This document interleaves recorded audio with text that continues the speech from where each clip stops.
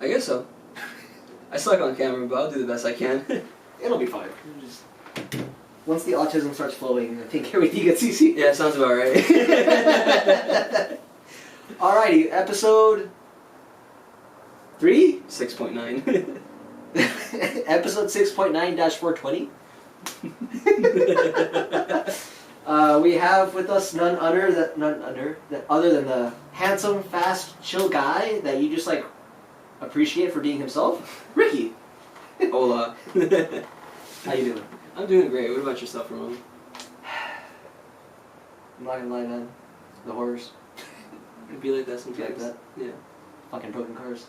Yeah, tell me about it. I got one with the rod knock right now. One that I could drive if I had to, but the other, I don't want to be filling air every time I stop. I guess. I guess it'd be responsible not to. Gonna look like those truckers that just random tire blowouts and they go, oh my bad, and just fucking keep going. Oh shit, I totally didn't know about this. Sorry that family assistance tire just hit, but I gotta get to my destination. Yeah. Sounds about like my life. This is fine. Yeah. It's not like I'm not used to it with my Hondas. I mean, can't forget that the SGK when I looked at Chuck, you're just like, I'll make it. I think nothing will top the experience of going a little T in the Integra and like hitting those dips that are like at the start and then thinking it's my exhaust that's dragging on the floor, but looking at the bottom of the car and seeing my gas tank is dragging. I think that was like a peak shitbox Honda experience that I can never forget. Like Jay, when he had the EK, his gas tank was held up by fucking ratchet straps. Dude, I remember like when it fell down, I just laughed because I was like, there's no other way to cope with this. It was just a gas tank on the floor. I quite literally think the two lines that go to it from like the engine, I'm pretty sure, because like one strap was completely gone and the other strap was like broken, and there's just two straps that hold the gas tank in. So that's literally all I had. And I remember my friend at the time came with a ratchet strap, and we just ratchet strapped it up as good as we could, and I drove it home like an hour and a half away, and it reeked of gas the whole time. I thought I was gonna die. I don't think that was good for my brain either. I'm sure I inhaled way too many fumes. I mean, that also coincides with the time you were like peak meme lord, so I mean, I think the trade-off was worth it. I think so too. The meme lord days were fun. I just got so tired of replacing accounts. Like, you get to a point where it's like, is it really worth spamming memes again if you have to restart an account every like few months? I mean, they were funny as shit though. They were funny as shit. It doesn't have the same appeal though if I do it from like a different account. No, it has to be you, because like half the humor is like, it's Ricky. Yeah, because like you can attach it to a person, There's no fun in like being like just a faceless meme page. No, it's not fun being a faceless meme page, because you just, okay, the meme is funny, but like person behind the context, because you're like, so those of you that don't know Ricky, if you meet him for the first time, he's like really quiet and introverted. Yeah. But like when you get to know him, you're just like, it goes down south. All it takes is like two Jack and Cokes, and then it's all just downhill from there. I got no Coke, but I got a bunch of Jack. Pass it. The most sashimi's pretty unhinged too when he's on a sick one. Sashimi's an interesting man. I really want to get him drunk and do one with him, but like, you should do it. I think that'll be an interesting conversation. No, I think you should hear about all the women he sees in other places. It's fun listening to his ratings. One of them, we told him at the track, we're like, we're gonna drop you off on a takeover, but you're gonna wear like my plate carrier, like normal like it'll stop like AK and AR rounds, and I'm just gonna drop you off for like an hour and just see what happens. I feel like that would do numbers on Twitch. Just like just live stream this shit. Give him a backpack, throw like a laptop in the back, just like with Wi-Fi or like anything. Just throw it in his backpack and put a camera like on his chest. And that'd be the greatest thing ever to live stream. Just today's episode of Sashimi in the Wild, we're gonna drop him off in O-Block and Chirac. Oh god. He would not make it 5 minutes without something going sideways. Imagine him at the inauguration. If you thought Musk was bad. Musk was something. Oh, sure. Alright, so getting into it. How did you find your way into this world of shenanigans? The car shenanigans. So that actually came on accident, kinda. So if you would ask me, like, as a kid when I was, like, in middle school or, like, early high school, all I cared about was just having, like, a nice daily. Like, the pictures of Integras I had, because I've always been an Integra guy, and a Mustang guy, but specifically Integras back then, all I had was pictures of, like, Integras with just, like, lips, like, lips, side skirts, and Rega Masters. And it would be, like, slammed to the ground. And eventually, when I got my Integra, that's what I did. I got fucking Rota Slipstreams because I'm too broke for Rega Masters even to this day. Everyone's fucking And it probably had a lip, side skirts, and at some point I got function informs and I fucking maxed them out and slammed the car to the ground. And I remember it literally got stuck on a speed bump at my church one time. And thankfully I was at church, so some nice person helped me out to get it out. It got stuck at some other speed bumps too, and like people had to either help me or I had to just launch it to get out of it. The frame was slowly deteriorating. Oh damn. That's the spirit of the Integra coming back. The frame would get like banged up all the time just from driving or going over stuff. But it wasn't until one of my friends invited me to go to Adams Motorsports Park, you know, the little go-kart track, to just go watch because like he was going to go drive. And I went, I watched, and at that time the Integra was already burning oil, so like I didn't want to take it on the track right away. Later down the line, I stopped caring about that. But at the time, I was just like, no, I shouldn't. God, and I didn't. My car. I didn't drive yet, but there was a specific Azusa cruise that my friend invited me to. It was probably like me and 7 or 8 people, and I had the best time ever driving Azusa, even though Azusa isn't my favorite road, but like that was the first road I ever got to experience. So I drove up there and I had the best time ever, and then I drove back home obviously after that. I kid you not, that same day I grabbed like the wrenches to adjust the height and I raised it. And I went back to Azusa the very next day to make sure it didn't rub, because when I went up slammed, it was horrible. Even though like the fenders were like begging for their life, and like probably like 185 tires, like all seasons, were like screaming for their life, but I had the best time ever. So I had to go back when it was raised, and there was no more rubbing, and it was the best thing ever. And then at some point after that, I found GMR, and then I started to like driving more. And at some point along that line, I go to Adams, and I start driving Adams. And when people tell me like, when did you start driving the track? I don't count Adams as a real track. So I mean, it's... Yeah. So my first track day ever, like on a road course, was Big Willow, and that was 2019. But I think I started going to Adams in like 2017 or 2018. So it really depends on like who you ask and like if you count Adams as a track, I guess. I don't really count it. I just think of it as like fancy or autocross. Bigger K1. Yeah, pretty much. I mean, I only had like 120 horsepower maybe at the time because the B20, it was probably losing power more because it was burning oil. But yeah, so I went to Adams. I would go a lot. Like this was back when it was like stupid cheap to go there, like under $50 for a full night. So that was like $25, $30 Friday. It was like $25 a session, but if you got all 3, it was even cheaper. Yeah.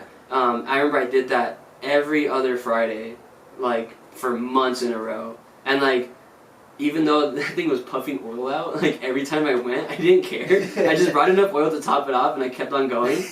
And yeah, eventually at some point I got whatever cheap tires my friends had, probably Federals because that's all I had back then. It was either Takeoffs or Federals. Federals suck, and so do Takeoffs, but trying to say Federals suck less. Yeah, brand new Federals suck slightly less than used tires. Unless we're talking about like some AO52s, then like I'll take those gladly over brand new Federals. But my first track day ever was actually from a giveaway. It was, the organization doesn't exist anymore, but they had a giveaway, and I used to do this all the time, but whenever there was a giveaway I really wanted to do and it had like unlimited comments, I would spam the fuck out of it. Like whatever Instagram's limit was, I hit it and I would wait till the next day and limit it again. They have a comment limit? I don't know if it's still active, but back then there definitely was one. I think it was around like 50 comments a day. And I remember very vividly, I wanted to go to the track so bad already, but I didn't have the money really for it. So I was like spamming this account, and it was a really long giveaway. It was probably like a month long. And it got to the point where there was like thousands of comments, and I remember they DM'd me and they were like, there's only like 40 comments that aren't you. And needless to say, I won it. So my first track day ever was Big Willow. And you would think, like, with the way this track day went, that I would never go back to the track because I blew my engine. I went and did the whole, like, lead follow thing for a session, right? And, you know, that doesn't really count as, like, hot lapping. It's just following the instructors around. And then I get my first session by myself. I do the out lap. And on the first hot lap, didn't even get to finish a lap and, like, get a time. It started knocking. I'm on, if anyone knows Big Willow, on the very back straight, once you get out of, like, turn 5, for turn 5 to, like, turn 8, it's all just flat, like in most cars. And I think I was, like, right where you start to, like, turn into 8, like, the engine, like, it felt like the clutch slipped for a second, but it didn't. Like, it just, like, I'm pretty sure what happened was it spun a bearing. And obviously I turned the car off right away because I was scared shitless. And I turned the car off right away. I made sure I wasn't, like, leaking oil or coolant or anything, and I just coasted it all the way into the pits. I, like, made it to the end of the pits, or the start of the pits, but they had to tow me back to, like, where all my tools were at. Keep in mind, too, I'm still, like, 19, so, like, the amount of tools I had was very low, so there wasn't much there. But I got to the pits, and I remember, like, I waited for a second, and I was like, what happened? And, like, I didn't want to, like, accept the reality of it, but then, like, after, like, 15 minutes, I was like, alright, turned it on, and you could definitely tell it spun a bearing. And my first thought in my head was, like, I should go home to try to make it home. So I packed up the car, and I kid you not, if anyone knows, like, the drive home from Willow Springs, like, there's one stop sign. Like, when you leave the facility, you make a left, and there's, like, 2 stop signs before you get, like, into town. I didn't even get past the first stop sign. The bearing was obviously spun, and it was obviously knocking, like, right away. And I remember I told people there, I was like, I just want to make it home. And it was so sad because, like, I remember this was before lunchtime, and, like, some cars are passing me, like, that I told that I was just trying to get home, and they were just like, are you okay? And I'm like, no, like, I caught AAA on the way. So, that's, yeah, I got AAA home. That was probably the worst first track day, like, ever, but I remember I went home, and, like, my mom was like, what happened? And I was like, oh, I blew my engine. And she was so upset, and she was like, were you ever going to do that again? And I was like, definitely. Like, I knew right away. Like, I never even got to finish a full hot lap, and I was like, I want to do this. And at the time, one of my friends had EK. It was super clean. Like, this thing would probably fetch, like, 12 grand these days. That's how clean it was back then. But back then, Hondas were going for way less. And it had a full B16 SIR2 swap from HMO, like, stamped and everything straight from them. And he threw in the full swap, like engine, trans, ECU, etc. This EK had Cozy K1s, it had coilovers on it, it had a couple other nice bits, and he couldn't figure out some, like, smoking issue with it. I don't know how, but that smoking issue disappeared when the engine went in my car. But it was waiting for you. Yeah, hopefully. So that engine still lives on to this day, actually. No shit. I sold the Integra with, like, everything on it, and one of my friends from NorCal took it. And he parted out the car because the Integra was a piece of shit. Twisted. Been through a lot. It's been through a lot. It was abused in very multiple ways. Babyshark Integra did go ham though. Yeah, it was a fun time, but it was a friend in NorCal that got it. He stripped the car out because he took the best parts and put it on his EK, and he still drives that thing to this day. Same engine. And from what I know, like, I message him every now and then, but, like, he has no issues with it.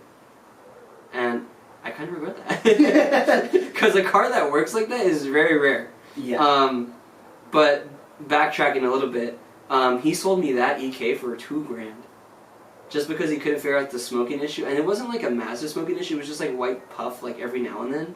But, like, it was to the point where it could have just been considered condensation. That's how little it was. Sold it to you for the price of the swap back then. Yeah, it was ungodly cheap. $2 grand. And what I did was, I remember my parents didn't want me to buy this car, so they went to Mexico one weekend. I bought this car, I took it home. I kid you not, I posted that I was selling the shell as soon as I got it home because I needed to get it out of there before my parents got back. So I got home, I took the picture, I posted it, and right away I started to go stripping down the chassis because, like, I needed the engine, you know? And for how little tools I had and how little experience I had, I still somehow dropped this drivetrain in a day. I was so impressed with myself. From, like, it took me, like, sunrise to sunset. I'm pretty sure I could do that in, like, a couple hours now. But, like, I was so impressed with myself. Took that off, took the coilovers off, took the wheels off, probably took, like, some other small bits.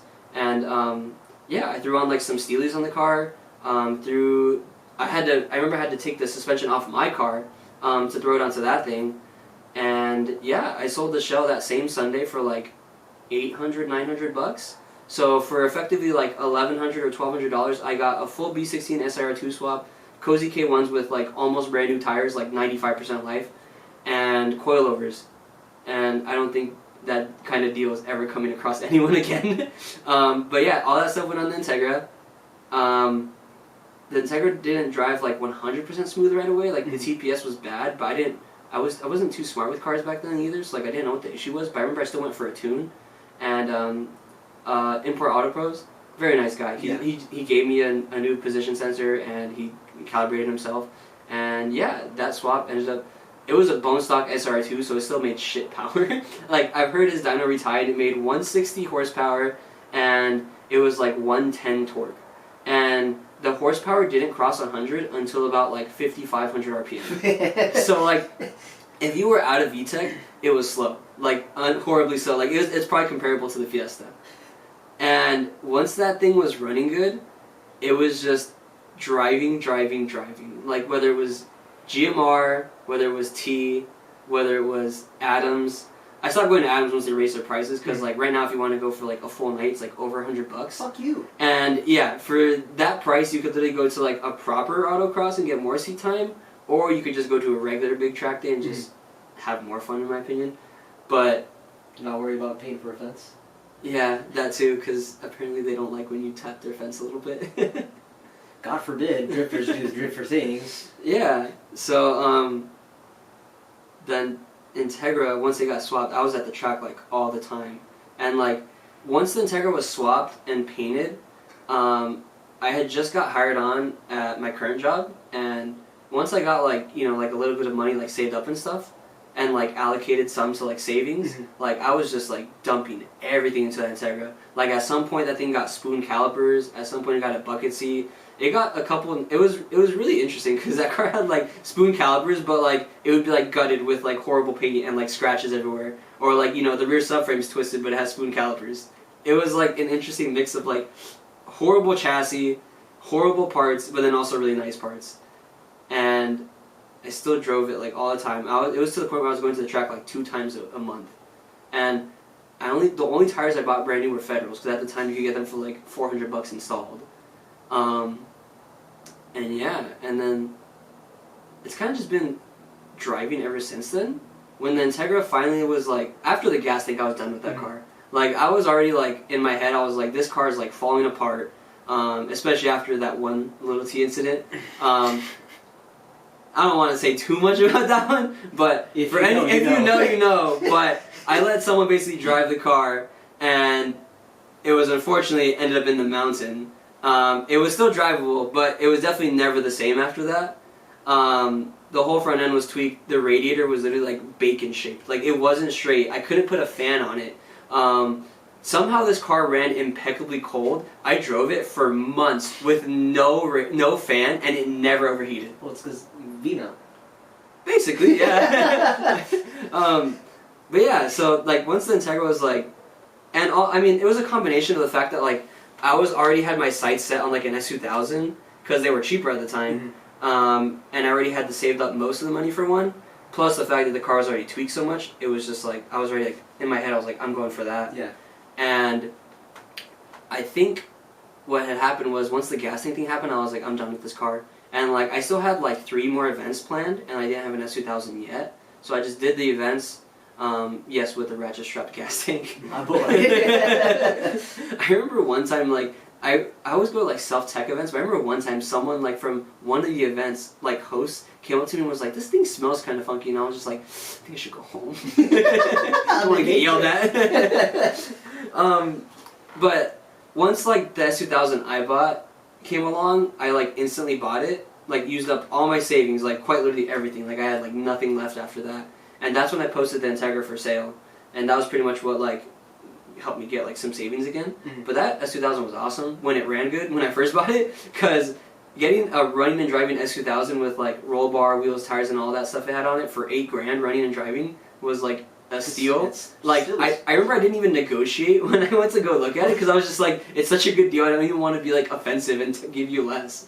So I just took it, and S2000 was probably like the best just driving experience I've ever had. Like out of all the cars I've driven, and like with instructing too, like I'll touch on instructing in a bit, but like out of all the cars I've driven with instructing and like my cars, S2000 like hands down best driving experience. Horrible for like storage space and all that, and like horrible for like driving around town sometimes, but like for pure driving like bliss, S2000 is where it's at. I wish they weren't like 15 or like 20 grand right now, because I'd definitely buy another one. But that car was also just an awesome seat time machine. It was perfect for like the first year I had it. Like it drove to every single track, it drove to every single road, and then for some reason I had my like annual birthday event, and that was the last event that it drove good at. Like I remember I beat the crap out of that car that day, to be fair. Like I did some really big burnouts that day, and I still drove on like corded RSRRs. Yeah. Still somehow got a 125 at streets. Corded RSRRs, stock suspension, just lowering springs, and I think tie rods. And the tires weren't even wide, they were 245. So like I was pretty impressed with the 125 for that. I think it could do like a 124 just with better tires. Yeah. Maybe even 23 if I was lucky. But that car, right after that birthday, gave me problems every single week. Like every single week it was like spark plug went bad, injector went bad, it's misfiring for some reason and the misfire would go away. It was just like, it was the most like toxic girlfriend you could ever think about, because like I kid you not, like because this was my daily too. So like I would drive it to work and it would be perfectly fine, and I'd be like, all right, it's Friday night, let's go to GMR. It would drive perfectly fine up GMR, and for some reason on the drive home, new problem, like check engine light. And I remember like this was at the time where I was going to Little T more often, so I drove to Little T one time, and I remember I was so excited because like I had just fixed like one of the more expensive problems. I think it was the fuel pump, and when I got there, it was driving perfectly fine. Like, you know how like 7-Eleven to like the first bridge is like still pretty fun? I remember I was having fun through, like I wasn't like going like 10-10, but I was like still having like fun, probably like 7-10 pace, you know? And I kid you not, second corner after the bridge, misfire and check engine light. I was so fucking pissed, dude. I was like, why? Why do you hate me? Why?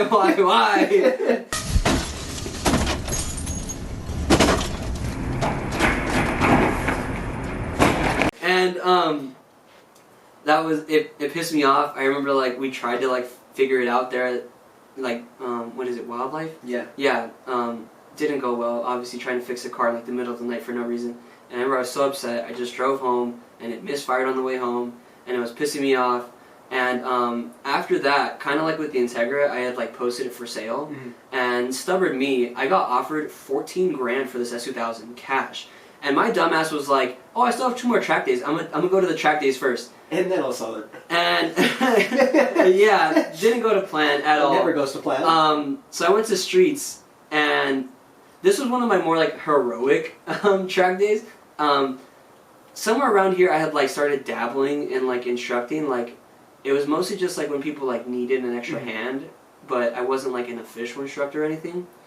I remember I was going to instruct at this event, and my axle blew up on the freeway on the way there. It wasn't like anything dramatic. I didn't like hit a dip or anything. I didn't like nothing. It was just smooth driving, like 70, 80 miles an hour, and then out of nowhere just like destroyed. Like I could probably send you a picture of like it smoking like as I pulled over. Like it was destroyed. And I had to get AAA at home, and on the AAA ride home, I called my local O'Reilly's and I was like, "Can you get me this axle?" And do you remember this? Was that was a big Willow T, no? No, it was streets. It was streets for Canyon on Sundays. Oh, okay, no.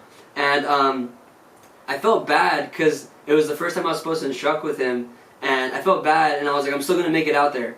And I remember he was like, "No, you're good. Like it's not your fault." And they told me like the axle could get there like 10, and this was early in the morning, obviously, because when you're driving to the track, it's gotta be like 6 a.m. I got home, I think, at like 8, and then I instantly went inside, grabbed my tools, undid the axle, and I didn't have a second car yet, and no one was home because it was a Friday track day, so everyone was at work, so I walked to the O'Reilly's to pick up my axle, which was like a little over a mile away. I grabbed my axle, walked all the way home, I threw in the axle. I remember I did like a burnout like in like an alley down the street to make sure the axle was tight, and I like floored it around my neighborhood real quick, and I was like, it seems good. So I literally just packed up my tools again that I used, and I was like, in case anything goes bad, drove there, I got there during lunchtime.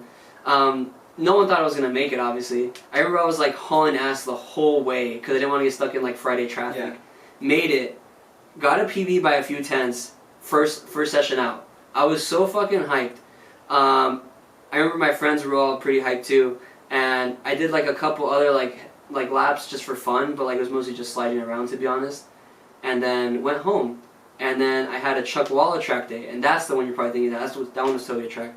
And on my way there, the axle doesn't blow up, but it starts like taking a shit, you know, yeah. like it's just like clunking around. And I instantly posted on my story if someone had a spare axle. I thought it was the axle I replaced. Turns out it was the other one. Thankfully, someone had spare axles at the track. Just my luck. So I bought it off of them. I put it on, and I think I gave you a ride, right? Yeah, I was in the car. Yeah, I remember the car like drove kind of funny, like on certain corners, and I was like, I just wanted to like be like oblivious. Yeah, because you pulled off. Let me check the oil real quick, and then. Yeah, I was like, let me check the oil, and the oil was fine. And then I go to turn it on to for giving someone else a ride or something, and it's just knocking instantly. And I was like so defeated. I remember Donnie blew up his car that day too. Yeah. Yeah. And I remember the first thing I thought was like I should have sold this car for 14 grand. I was so pissed because I was like I could have made money. I had invested so little into that car too because like all I had was like the maintenance from like fixing problems and wheels. And that was it. Like, there was no, like, coilovers I dumped into it, none of that. Actually, I put a bucket seat into it, but I took the bucket seat out when I sold it. Yeah. But I remember in my head, I was just like, I invested, like, $1,500 into this car, and I could still make money. And, like, that rarely happens with cars, especially cars that you beat on. So I wanted to take it, but I remember I had to message the guy, too. I was like, hey. So, remember that running and driving car you wanted? Yeah, it's no longer running. Horrible experience. I didn't have the money at the time to fix it, so I unfortunately sold the car. I still actually made profit on it still, because by this point, the market was already going up for S2000, so I bought it for $8 grand, and like a year and a half later is when this happened, and by that time they were already going for like well over like 12 to 15. So I sold this car with no bucket seat. I took off I had two sets of wheels for that car, the ones that it came with and the one I bought for it. I didn't include either of the sets of wheels. The dude that bought it brought his own wheels. I still sold that car knocking for $9,000. Yeah, it was. I still made money. It was like a couple hundred, nothing to like brag about. But like, I was so impressed that like I bought a running and driving car. I gave it rod knock. I took off the stuff I put into it, and I didn't lose money. It was like, I was so baffled. But like, I remember the guy that came and bought it. He was like, "How bad's the knock?" And I was like, it's pretty bad because it was slapping pretty hard. Yeah. Like. And he was like, do you think I'll drive onto the trailer? And I was like, I mean, on the trailer, yeah, I don't see why not. And at first, I think he thought in his head that it would be like a simple swap to like change, like, or like fix the knock, like probably just like change bearings and that's it. Yeah. And as soon as he turned it on, he like looked at me with like wide eyes and he was like, oh my god. Because like I hadn't turned this car on anymore, like after the knock, because like I genuinely thought it was going to blow a hole in the block. Like it was loud. And he put it on there, and I remember he got out and he was like, I didn't think it was that bad. And I was like, well, I told you he was going to need a new engine. I was like, this engine was toast. He actually ended up rebuilding it. He called me like a couple months later and he was like, hey, it's running. The car had like some other like unrelated issue to like the engine. It was like some electrical issue. And he was like, do you know what's going on here? And I was like, to be honest with you, no idea. I was like, and I think he was kind of like prying at me to like get an answer. Yeah. I genuinely didn't know what was going on. So that was that, but the car's running and driving. Never seen it at the track, never seen pictures of it, but supposedly it's running and driving now. I used to think Lemons Racing was like genuinely like 24 hours straight, and they do that at like a few events, but it's not like that at every single event. Like if you go to Buttonwillow, they're going to do 12 hours one day, 12 hours the next day. But like even then, like regardless, you're still running a car for 24 hours straight. The amount of like fuel you burn through a car in 24 hours, like most people complain about fuel they burn going to like Las Vegas, like 3 hours cruising. Like if you complain about that, imagine flooring it for 24 hours, and then you need to factor in the gas you spend for that. You need to factor in, I mean, borderline everything. Like you're not gonna go through like nothing of brakes. Like you're gonna deteriorate brakes, discs, tires, everything, and just like the wear and tear stuff you don't think about, like spark plugs. Belts, accessories, fluids, like everything's gonna go to crap. Like sure you could leave like the diff fluid in there for like forever, but like at some point like you're running a car for 24 hours straight, like every time you take it out, like it's gonna just burn it to nothing. So yeah, like lemons is like don't get me wrong, like lemons still is like, you know, entry level wheel to wheel, but like no one can go into it thinking they're gonna spend nothing. Like you're gonna spend thousands, because like if you make a car in true Lemons fashion, you have to tow it to the track. Like there's no street driving a Lemons car, at least legally, unless you're like, you know, don't care. But like once you factor in like the cage, like even if you do it yourself, it's gonna cost you a couple hundred. But like if you pay someone, you're probably gonna spend like $2,000 these days to do it. And like I'm not sure what their rules are on like fire suppression, but I imagine you at least need an extinguisher. And then they require everyone have race suits and like all that stuff. So like I know from experience that shit is expensive. So like that stuff adds up fast, and most of the admission prices are like over $1,000 for an event. So like once you factor in the event cost, once you factor in like your tow rig cost, once you factor in like sleeping situation, like unless you're doing like tents at the track, like it's gonna add up. Yeah. And like you need some sort of like team, even if it's like 3 of your best friends. Like that's gonna be food, water, all the stuff, and then like. Yeah, it just all adds up so fast, and like people don't really think about it. But like lemons, like I would say like if you wanted to do like a good lemons weekend, you probably have to budget in like probably like at least like $5,000, because like the that's fuel. on the low side too. Yeah, like that is on the low side, because I remember I met some dude at Buttonwood one time with a Subaru Outback, and he just went to like test the car for like the upcoming lemons race, and he was saying that they were budgeting $8,000 to $10,000 for a lemons weekend, and I was like, holy shit. I was like, a Lemons car is costing $8,000 to $10,000 for a weekend. And like it looked like a true Lemons car, like it was like a true like piece of crap. Yeah. But like I couldn't imagine like wanting to drive that car, wanting to spend $8,000 to $10,000 to drive that car. And it's like the only other classes that are like kind of budget friendly would be like stuff in like NASA or SCCA, like Spec Miata. But like if you want to be a front runner in Spec Miata, like everyone wants to be a front runner in Spec Miata, because it's like the driver's class. So like you're gonna need to spend money on like brand new tires every event. You're gonna need to have like a team with you. You're gonna need data. You're gonna need all this stuff. And like assuming you have like a front running like Spec Miata car, you're probably towing it to the track too. And like towing it to the track is not cheap. So like everything just adds up so fast, and then like it for one kills your wallet. 2, if you're losing, you're gonna get burnt out super fast, because no one wants to spend thousands of dollars in just to not win. Yeah, it's super easy to be like, oh yeah, fuck yeah, $10,000 an event, but I'm winning a trophy every time. Like hell yeah.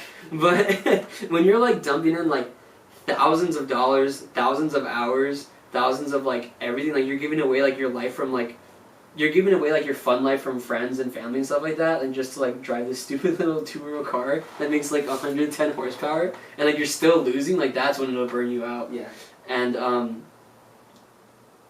you know, I think that's the best way to start into Sundae Cup, because Sundae Cup is cheap and awesome.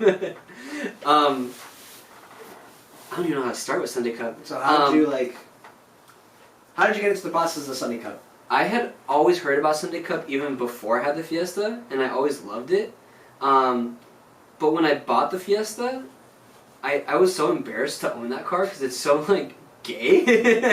I remember when you were a guy, you were like, yeah, this is just for like driving around and like all DoorDashing it. Yeah, because this was the in between of like, I got rid of that 2000. I just needed a daily driver. I just needed to DoorDash in it and get me to work, and that was it.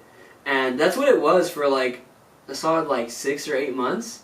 It did its job. It's aside from like when it recently started knocking, it did its job like to the very end. And that car just like it worked like a champ.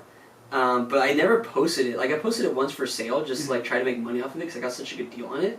And then like no one would give me what I wanted, but like people gave me enough to like make me profit. But like at the end of the day, I was like, I got this car for so cheap, I just want to drive it till it dies, which is borderline what I did.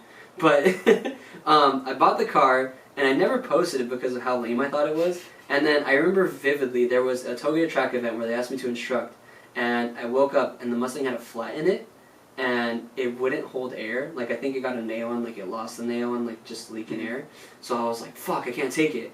And I remember like I had this moment where like the Mustang was in the driveway, and like I looked behind me, and the Fiesta's just sitting right there, and I was like, you know, maybe like 700 treadwear, 185 tires, and like 100 horsepower would be fun. So that's exactly what I did. I hopped in it, I drove it there. I didn't even post about it because that was the lamest thing ever. And after I drove it, I did start posting it, because I I remember the lap times were really funny because like it's really funny to see like a 100% stock Fiesta beat people that have like 200 horsepower, 200 tread wear, sometimes even aero, and it's just like you need to get the hell out of that car. You need a seat time car. I that was also my first experience driving a car on all seasons at the track because the Integra, the S2000, and Mustang always had some sort of sporty tire. Like the Mustang had like the least grip, it had like 300 tread wears always, and everything else always had 200 tread wear. But like I think all seasons will teach you a lot. Like I think anyone that like wants to get into driving and needs like seat time, start with all seasons and a slow car. Like anything that makes under 150 horsepower, do it and take it stock. As long as like you flush the brake fluid, which I didn't do that for that first event because it was so last minute, but flush the brake fluid and you'll be safe and you'll have fun. And I think after that event, I was like, you know, maybe this car is worth like taking to the track. So I took it to Chuck Walla next. Same thing, 100% bone stock. This was perfectly planned, and like that was like the infamous picture of like me like it was two-wheeling. It was two-wheeled up in the air on all seasons. The two passenger side tires were up in the air, and then all the weight was on the front driver's side tire, and like the tire was like folded in like super heavy. Like the sidewall flex was insane. And like I remember I was running my PSI already at like 40 something because like if you went anything lower than 40, the sidewalls just flexed even more because there was nothing there. So it was already super high and it was still flexing. Like you could probably include the picture. But, like, have you sent it? It's gonna be right here. It's I remember I saw the picture because like you know how like Chuck Walla has like that one photographer guy. Yeah. He came up to me and he was like, "You need to see this." And like I remember I saw it and I was like, how much I'm paying right now. And it was like one of my favorite pictures to this day of the Fiesta. I think the two-wheel pictures at Buttonwillow like top it, but like both of those are peak moments. I think after that event though, that's when I slowly started to dump money into it. I got, as much as I hate Federals, they're cheap, so I bought Federals for it. I started taking it to GMR and I had fun, and I think after that, at some point along the way, I remember Grid Life did their first like West Coast, for what year was it? 2023. They had one event at Streets, I think, and I did it, and I bought wheels and tires for that event because I needed to have RT660s for it. Bought it and made it on the podium. I made it on the podium by like a 100th of a second. Fuck yeah. Like barely. Like I remember like the guy that beat me at like I was holding fourth for a while, and the guy that was in front of me was like always like a 10th ahead of me, and I was so pissed because like I was looking at it and it was a Honda Fit that like got wrecked on like the East Coast. He drove it to the West Coast and he was beating me, and I was like, holy crap, this dude can drive. Like it wasn't even like an impressively like high baller fit. And I think it was one of like the last two sessions of the weekend that like I finally like made it onto the podium, and I think that definitely like engulfed the flame in me to do it. And then they announced like the 2024 season with like all three events, and I was like, I'm doing it. Bought all the tickets as soon as they dropped them, and yeah, I mean like to this day I don't have like a ton of money into it, but it definitely like piqued my interest, and like I had to do it because like it's such like a driver's class. Like even if you did like you can obviously get baller in any class. I think even if you balled out on Sunday Cup though, like RT660s are like $600 in the size. Like if you went the max size of 205, like it's $600. And then like if you did it for every single round for like West Coast, that would be like $1,800. Like that's pretty much what one set of tires for the Mustang would cost me, and like they would last like 3 events.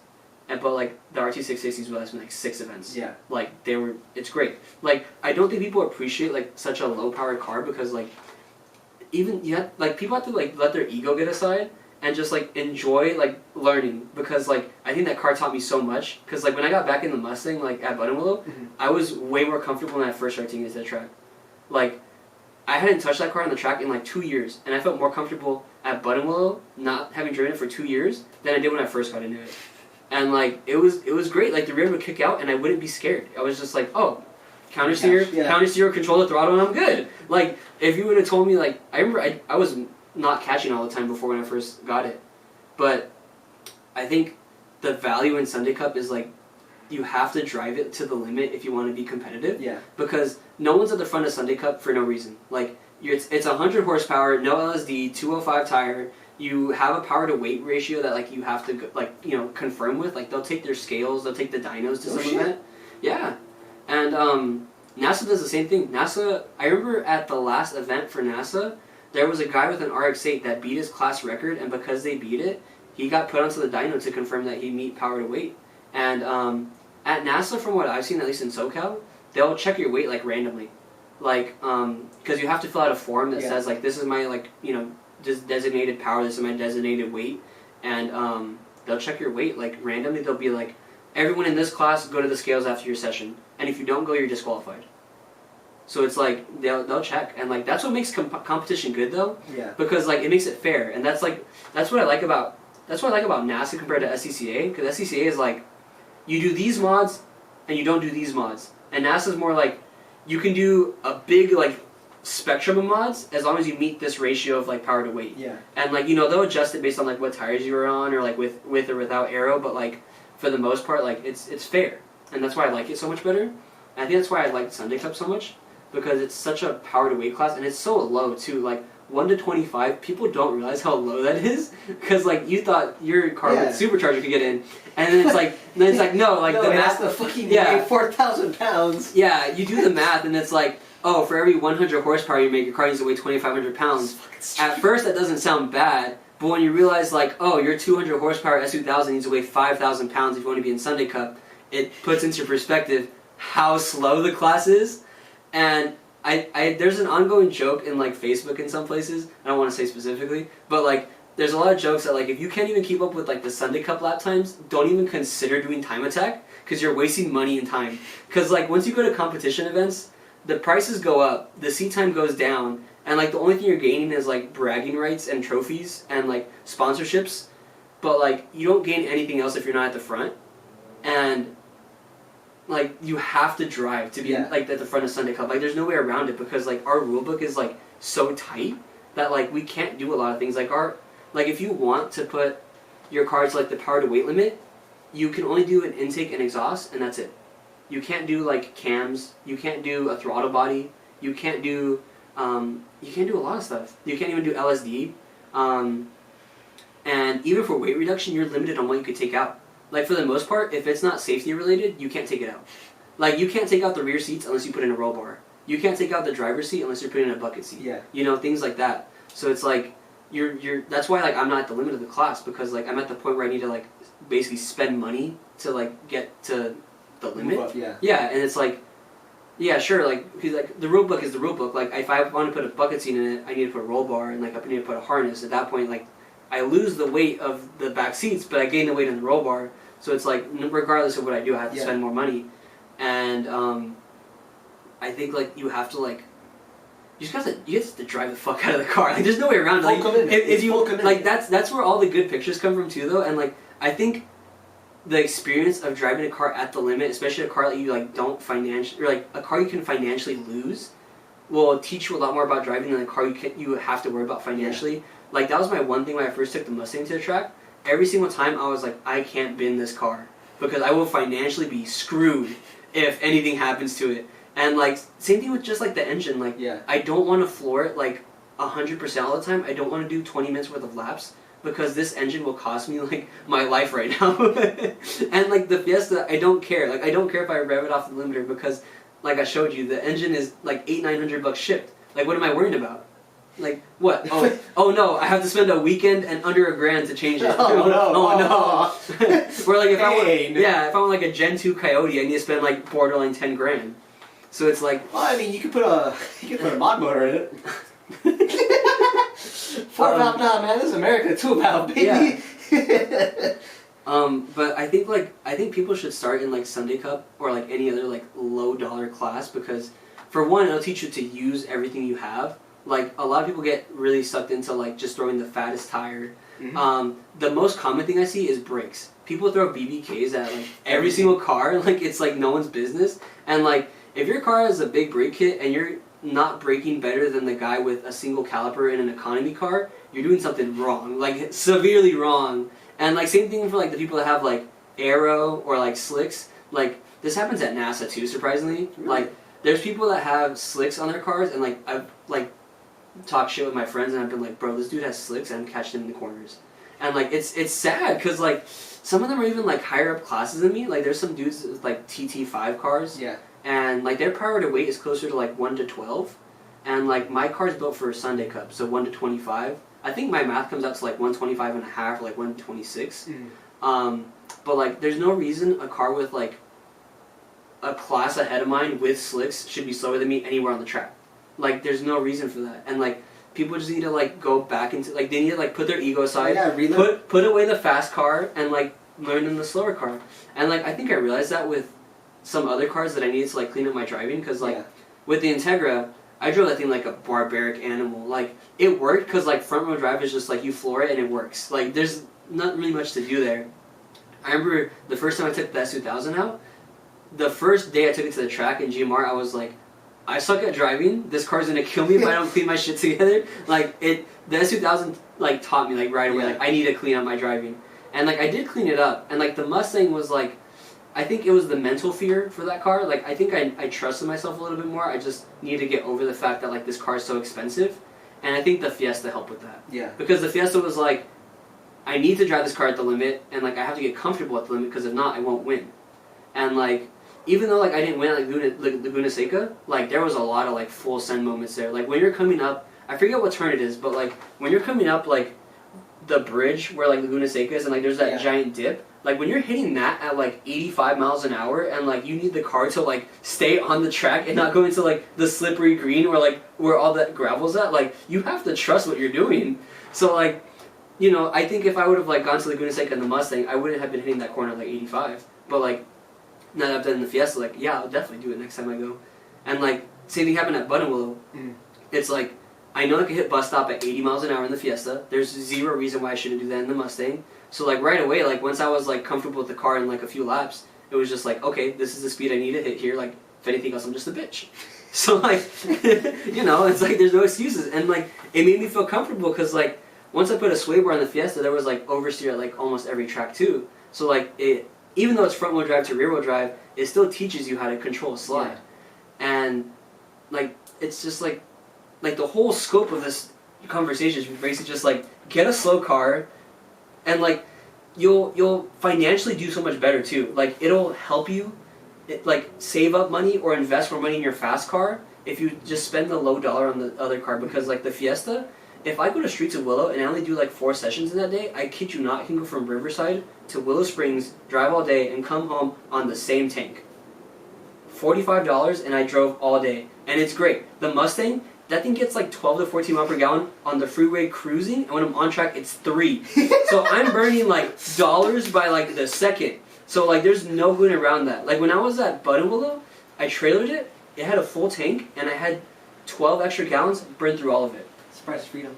Yeah, and like, yeah, cool. You hear the bald eagles every time I fly by, but like, dude, I burned like 20-something gallons, like near 30 gallons, and it was like I trailered it there.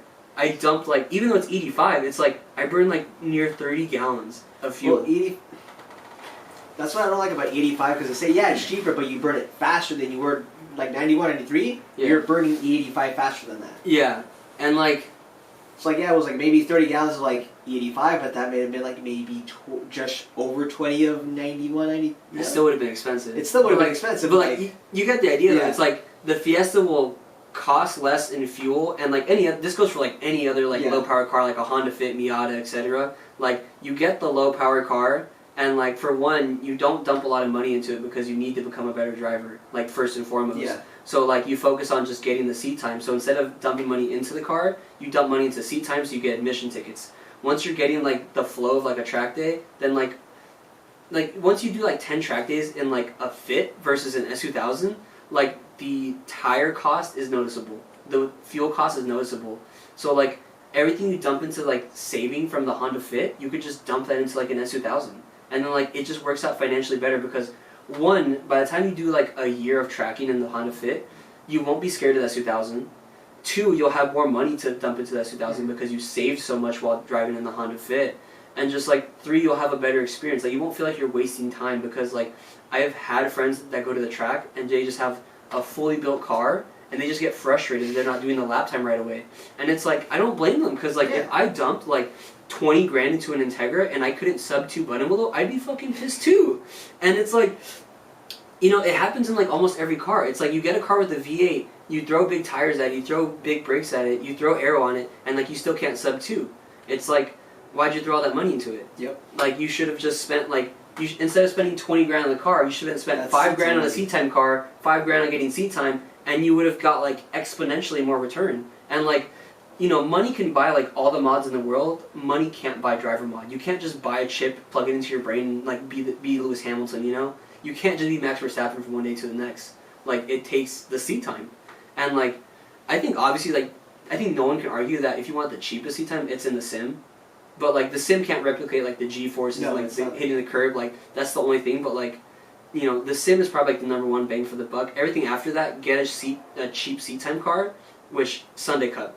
We need more people, by the way, because I want West Coast to survive, and people need to drive more. People need to get better at driving. So, please, for the love of God, join Sunday Cup, because I need more competition, too. We're all going to go out. I am going to sell the Mini Cooper, buy myself a Geo Metro, and I fucking got you. Dude. I was telling Tommy, like, oh, just get a fucking Dodge Omni. Dude, Sunday Cup is awesome too, because, like, because everyone's driving their car to limit, the lap times are so close. Like, if you look at Big Willow lap times from last year, me and Taylor were, like, a 10th off of each other. And, like I mentioned to you at one time at Streets, we were off by, like, 100th, like, a couple hundredths of a second. Like, that's, 100th of a second is .0 something. Like, that's, like, less time than you take to blink. And, like, we're, like, right there apart from each other. And, same thing happened at Thunderhill. I was holding on to second for a bit, and I forgot what session it was, but this guy beat me by, like, 100th, like, a 10th or something like that. And it's, like, at one hand, you want to be mad because, like, you lost by so little. But at the same time, it's just, like, you have to applaud the effort. You like, fucking drove so that. Because, like, once you're at the limit of the car, like, getting that extra 10th out of it is fucking hard. Like, that's the one thing that sucks is, like, when you first start, you go from, like, a 220 button wheel time to, like, 210, and you feel like a rock star. You just drop 10 seconds. But once you're at, like, the limit of your car and you're driving, it's like you're chasing for tenths, and that shit will piss you off if you can't get it. And I think Sunday Cup will, one, help with that. But, like, the competition is way better because, like, it doesn't become a money class anymore. Like, there's obviously people that just dump endless money into it. Like, you could see it. Like, there's cars that are just, like, full cage, $3,000 coilovers, brand new wheels, brand new tires. But then it's, like, regardless, you still have to drive. Yeah. And, like, you don't get that in other classes. Like, if you go to Grid Life in any other class, like street class, like I told you, there's cars that were getting stacked onto a Ferrari double stack trailer. Like, there's nothing street class about that. That's just, like, FU money, and you want it to be in street class. But, like, you could go in any class you wanted.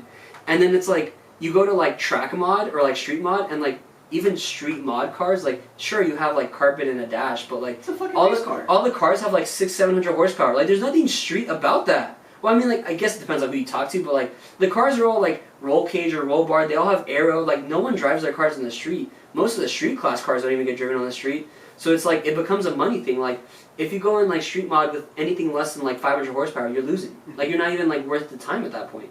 And same thing happens in, like, NASA. Like, NASA, like, if you're not in, like, the lowest, even in the lowest class, like, there's dudes buying slicks every event. So it's, like, it becomes a money thing. And I think the only classes that really make it good is, like, classes like Sunday Cup. SoCal 8.6 Cup is really good, too. If I bought an 8.6, I'd do it. Because the stock class is, like, really genuinely stock. And, like, I think you'll probably get good competition there. But, like, even in, like, Global Time Attack Enthusiast class, like, I think it allows aero. So, like, you would still be spending a decent amount of money on, like, aero bits, suspension. I think the tire limit in that class is, like, 265 or 275, so, like, that's pretty baller. Yeah. Like, once you get to, like, 265, 30, 18s, like, you're spending money. Like, Fucking expensive now, dude. Yeah, so Fucking expensive now. I really missed the $400 installed RSRR days. Even if they weren't fast, it was cheap. It was good on the wallet. I am so pissed at Orange Man because Canada's went up in fucking price for the shipping. Yeah. 265, 35, 18 Canadas were like 120 a pop. Now they're like close to 2, and I'm just like, I fucking hate you so much. Now I have to run 17s. Like, fuck, man. Yeah, dude. Like, all the fast Mustang guys, they're on 19s, but I'm just like, I cannot afford 19s. They're so fucking expensive. They're so expensive. Like, the same 265 in an 18 versus 19 is like so much more cost. Like, I just have to stay on 18s. Like, financially, I just don't want to do it. Fucking no, like, makes no goddamn sense. Yeah. But, like, that's the thing, like, we're complaining about the tire size, and it's like, there's some other dude that's just like, F you, like, F you, brand new slicks every event, you know? And, that's the thing that sucks. It's like, especially when you get into, like, the wheel-to-wheel stuff, that happens, like, way more often. Yeah. And it just becomes, like, a money thing. And I think, like, it's hard to find, like, a true driver's class sometimes. Like, that's why I think that's why Sunday Cup does so well, especially on the East Coast, because the East Coast has way more Sunday Cup drivers. Mm-hmm. If you look at like any of their events and you look at the results, the top like 5 or 10 drivers sometimes are off by like tenths. Like first place will be like 130, and then like 10th place will be like 130.8. Like they're like all within like the same minute bracket. Yeah. They're just like tenths off of each other, and that makes for good competition. It's no fun. Watching really fun. Oh yeah, dude, it's fun being in it too. So if you can't afford to have fun tickets, just go watch Sunday Cup. It's fun.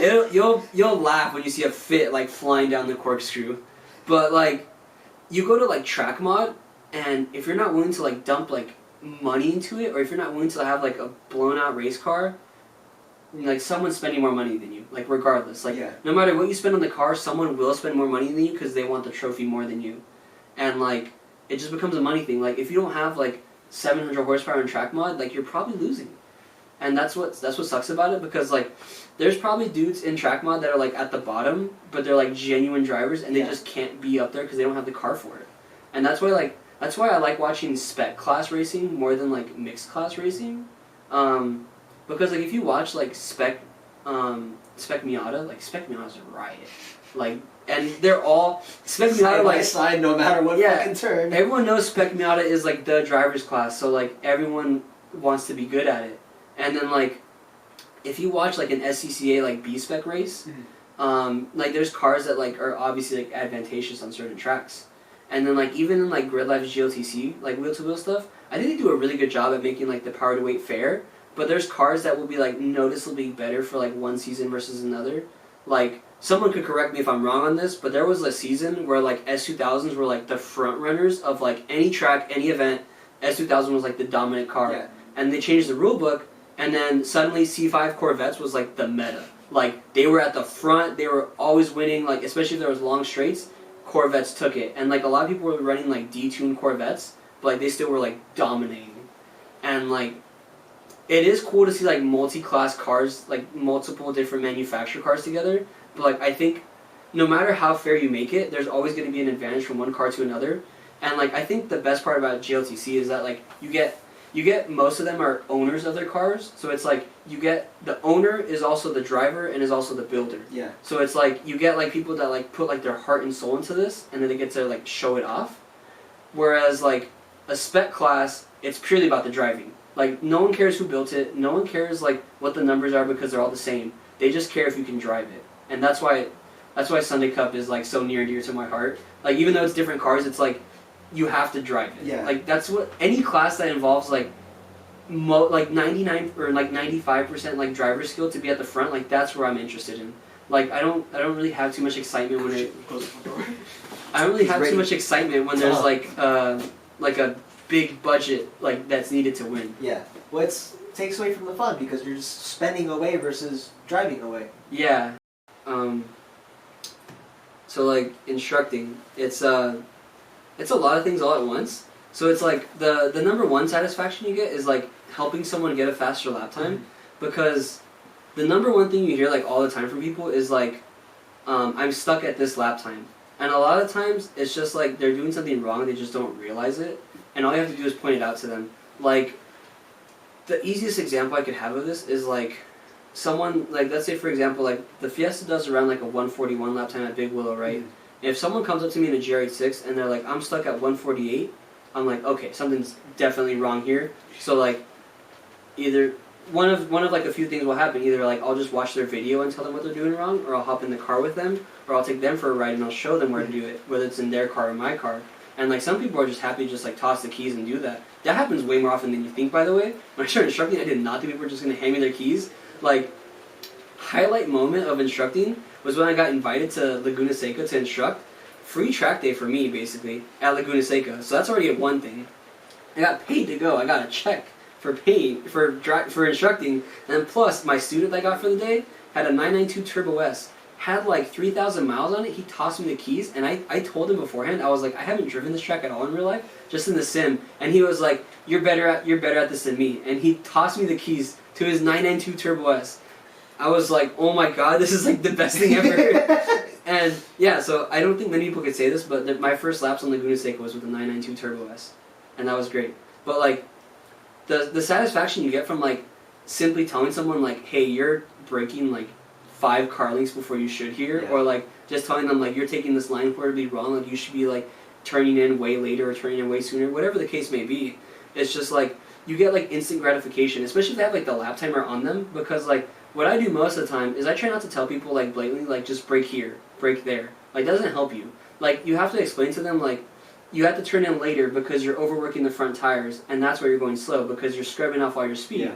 So like it does someone no good if I hop in the passenger seat and I'm just like brake at that tree, turn in at that curb, hit that apex, and that's it. Like you learn nothing from that. You just learn how to take that one corner fast or that one track fast, And that's it. But You're like, not going to carry that later. yeah, you didn't learn how to carry the speed. You didn't know why the other line was wrong. So like I try my best when I'm helping someone to just tell them what they're doing wrong and what they should do better and why.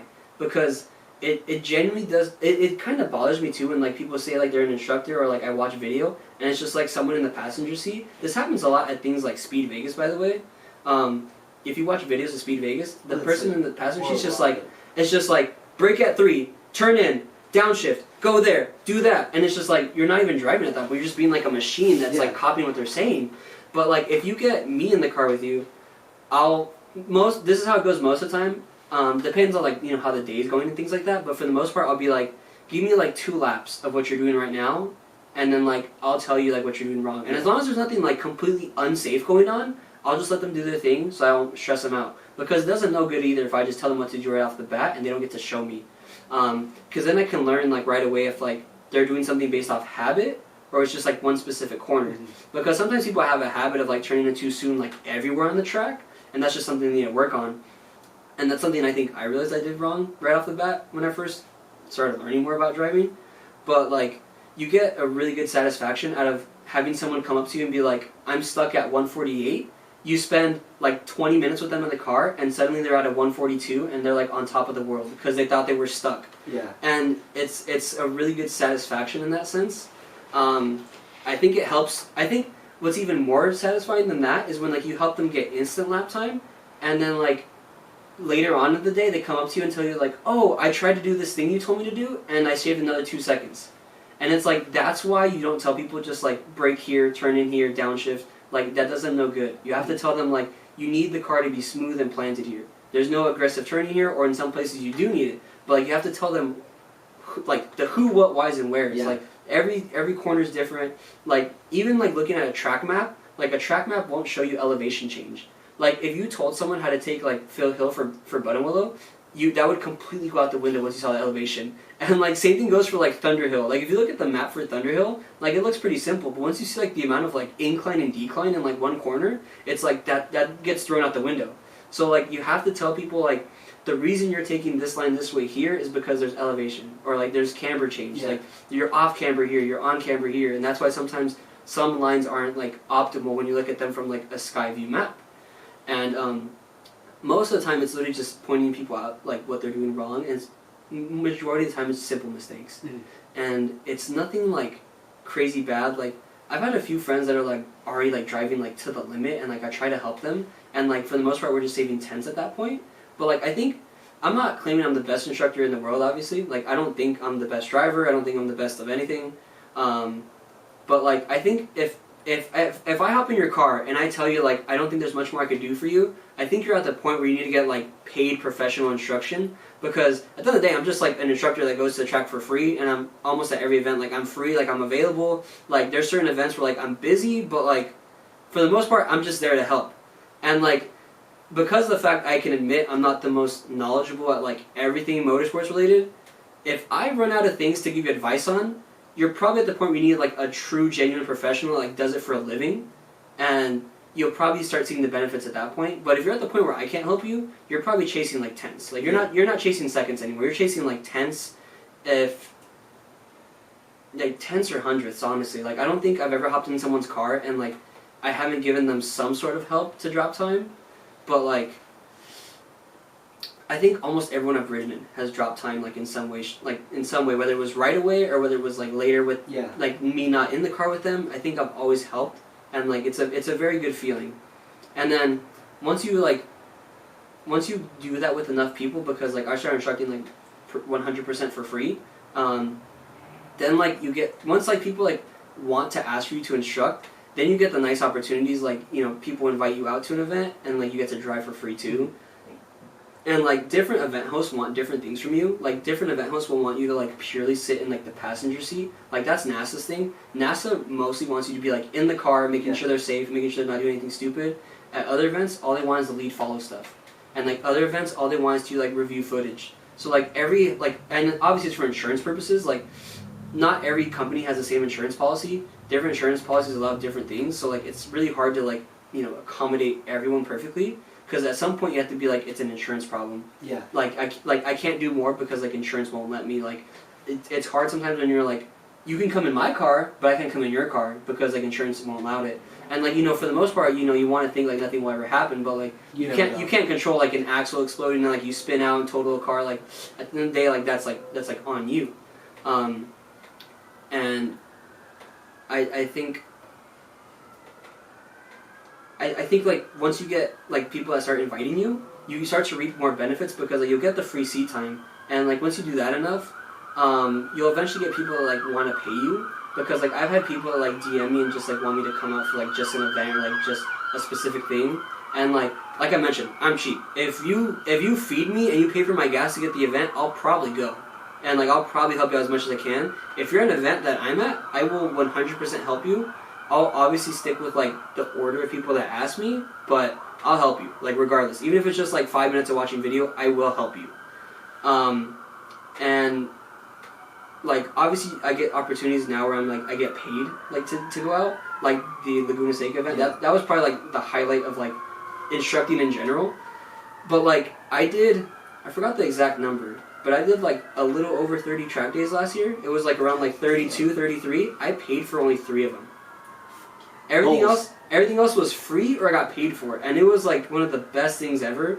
And on top of that, like, you get paid at some events, plus, like, at NASA, they give you, like, credits for certain things. So, like, I got, like, 3 sets of brake pads last month, and I didn't pay for, like, any of it. I paid for, like, the shipping on it, and I think that was it. And, like, you start to get, like, a lot of benefits off of it, and I think even if, like, you guys don't know how to instruct people, you don't think you're the best driver, you could literally ask any event host if they need help around the pits or, like, registration or anything. You'd be surprised how many event hosts are willing to give you work in exchange for seat time. Like, Grid Life does this. Grid Life will have people working the pits or working tech inspection, and then they get their seat time afterwards. Because you have to think about it from their perspective. It's like, we no longer have to pay someone to do it. You just have to, like, work a certain amount of hours and drive. And, like, obviously that's going to vary from, like, host to host. Yeah. Like, certain ones are going to want just, like, a little bit of work. Some of them are going to want a lot. And it's up to you whether it's worth it or not. For the most part, for me, if I even get, like, 2 or 3 laps in, well, not laps, I want to say sessions. 2 or 3 sessions in, like, worth it. Worth it. Like, for me, it's worth it. If I get 2 sessions in, it probably depends on which host I'm with or, like, how close we are and things like that. Like, with Toyota Track, I'd be perfectly fine, like, doing, like, 0 laps and just going to help. But, like, if I'm driving all the way out to, like, Chuckwalla, and it's, like, someone I've never instructed with, like, yeah, I'm gonna want some seat time. And, like, I got to the point last year where I literally had to turn down people because, like, I already had, like, my schedule booked. Like, even this year, I already had to turn down an event because I was already booked at NASA. Mm-hmm. And I was just like, dang, like, this is an interesting problem to have. Yeah. But, like, suffering from success. Yeah, like, I think NASA does the same thing, though. Like, you can help out in other spots that isn't instructing, and they will give you seat time in exchange. I think SCCA does the same thing. I've been curious about SCCA flagging, just because, one, I think it's the best seat in the house. Like, you're gonna see some shit. You're gonna see, like, some action, so I kind of want to do that, like, try it out for fun. I'm not sure if I have the time for it, but, like, I think I'm just so locked in with instructing, like, I'm just known for it now. And, like, forgot to mention it, but, like, I have, like, actual certifications for it. Like, MSF, the Motorsport Safety Foundation, you have to do, like, an actual course for it. And it's not a hard course. Like, if you understand, like, the general safety of the track, like, you will pass it. Yeah. I think the problem is, like, I think getting certified is easier than getting your name out there. Because, like, getting people to, like, actually, like, believe you're an instructor is, like, a little harder. Because, like, versus just like, oh, I passed it. You could easily show anyone, like, oh, I got the certificate. Like, you know, same thing with, like, a college degree. Like, you could be like, oh, I passed this class, you know, I got this degree. But, like, no one's going to believe you if you don't actually, like, make people faster. And, like, that's something, like, you just have to, like, do over time. Yeah. Whether it's, like, for free, whether it's, like, whatever you have to do, like, you just have to do it that way. And I think I think the number one thing I realized was that like companies are willing to like pay you or give you seat time in exchange, and like I think more people need to realize that, because like there's a lot of people that say like, oh, I don't have money for it, and it's just like there's a way. There's a way, yeah. There's a way, and it's like, because I do it, because I did the math, and out of like the 30-something events I did last year, counting wear and tear and gas, I spent on average like $250 to $300 for an event weekend, and that's counting like the 2-day event stuff. So like counting like wear and tear, especially considering tires, that's really cheap. Like I know people that spend more than that just on fuel. So like I was spending like bottom dollar last year, like probably like the least I've ever have, and I was still getting like the most seat time possible, and it was great. Hopefully this year I get just as much seat time. Fucking fingers crossed. Yeah, hopefully. As soon as the egg's back. Yeah, and once I get a fucking engine. Hopefully more seat time in the Mustang this year, because like after like so much seat time in the Fiesta, like, and like after Buttonwell specifically, I feel a lot more confident hopping in that car. So like I hope I could do like some fast laps. I mostly just hope I can have the money for it, because that car will eat me with tires and brakes and stuff. But goddamn, does it sound fun? Yeah, it's a really fun car. Yeah. My favorite thing was just watch that when I went out. Yeah. This is my favorite. Just like Dude, that thing's so fun in the mountains because like it just echoes from so far away. Fucking bet. Yeah. Well, when you would get off the freeway at my parents, we were just like 4 blocks away. You just hear Freedom. Ricky's almost here. We Yeah. hear you flooring it on the freeway. We would fucking leave. Mind you, this man would be like 2.5 to 3 miles away, like midnight, 1 in the morning, and he just fucking floors it. I'm in my room and I just hear Ricky flying away. I'm just like, that thing's fucking loud. Yeah, that thing is an ear rape machine. And like I remember like on GMR, like if you're standing at the fork, you know how you can see like that one turnout where like people come from backside? Yeah. And like once they get around that corner you could hear them? There's videos of me where like you can hear me from like a solid like 30, maybe 45 seconds away before that corner. And like I'm on like the complete other side of backside, like with mountains like blocking the sound, and you could still hear me. And I had people telling me that you could hear me from halfway up front side supposedly. I don't know if I believe that, but you know how there's like that one big straight in the middle of front side? Yeah. Supposedly people could hear me flooring it through there when they were at fork, and they would know I was coming. And I was baffled at that. I don't know if I believe it just because it seems like so like physically far away. I mean, it's so pretty open up there. But I can't admit, like it is open there, and like through that section, like yeah, the car is like 4th gear floored. Like I can believe it. Like it's probably screaming out. And yeah, once it opens, we're gonna have to put this to the test. For we science. will. We will need to. We will need to investigate. For science. We'll make it happen. I will buy a fucking desk over here and be like, Ricky's getting closer. How do you know it's climbing? You hear that freedom coming upon us? I don't remember how far away, but I remember on Ridge people could hear me from far away too. Yeah, there's no like sneaking around in that car. I don't know. Like, That thing's... yeah, that car's awesome. Even though like the S2000 was like the peak driving machine, the Mustang makes me happier in like a different way. Like the Mustang is like the car like I dreamt of as a kid. Like before, because I like these Mustangs since I was like a little kid, dude. And in middle school, I even had a presentation dedicated to Mustangs because like we had we had our final project for, I think it was my English class. We got to pick any subject, and my little kid brain was just like Mustangs. And this was before like the generation I have, before it even came out. And like I went into like every single like sub model. I went into like the Boss 302, the Mach 1s, the GT350s. Like I went into like each one. So like I don't think I'm the biggest Mustang nerd in general, but like I think I'm up there. Like I'm definitely not like I know every intricacy, but like I'm up there. Like I definitely weaponized autism. Right there. I definitely know like I know the drivetrain differences. I know like the suspension differences. Like I know which one you should get for what mostly. Like yeah, I know a little more about them than I think I should. But I love that car. Like it's just it was tickle your ears afterwards after something I almost traded the Cayenne for until people in South LA did people in South LA things, and I was I'm not gonna lie, I would have been a happy child with that fucking thing. But yeah, that thing just like it satisfies the inner child in me. And like if I was to get a car purely for driving, it'd probably be something like an S2000 again or some other like 90s 2000s car. But like that car makes me happy in a way I can't describe. Like no matter how much heavier it is in the S2000, or like how like less capable the suspension is, it just feels perfect. It just feels right for me. And like I still love, like I'm not a Ford guy. Like the Fiesta and Mustang thing happened like on accident. Like the Fiesta just happened to be a really cheap deal, and the Mustang happened to be my best friend needed money, and I've always wanted the car. So like I helped him get out of a pinch, and I got the car I always wanted. So like it worked out great, but it happened on accident. Like I don't think I'm a Ford guy really. Mm-hmm. Like never batted an eye at a Fiesta before I bought one. I don't think anyone has. I don't think any straight person looks at a Fiesta and they're like, I need one of those in my life, you know?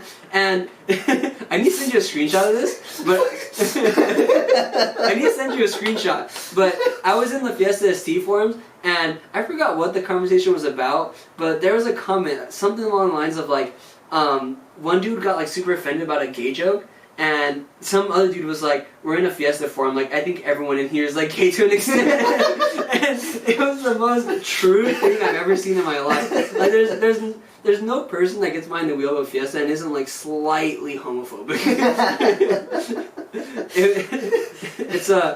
It's an interesting car, but like the Mustang is like Mustang and Raptor's like the only like Ford products I like really like. Everything else is kind of just like whatever for me. Gen 1 Raptors are they're tanks. They're so stupid. When I was working at Lawrence and like going from what's a Ford, F-150s are a piece of shit, and then we're building these Raptors to be chase trucks. Okay. You know, I don't know if they do it on both the engine packages, but on the 6.2 liter ones, they come with 16 spark plugs. It's 2 spark plugs per cylinder, and they did that because in like the Pro Baja trucks, apparently they do 2 spark plugs in case one takes a crap. You still have another one to like run normally, and they did that on those the Raptors. Are race engines.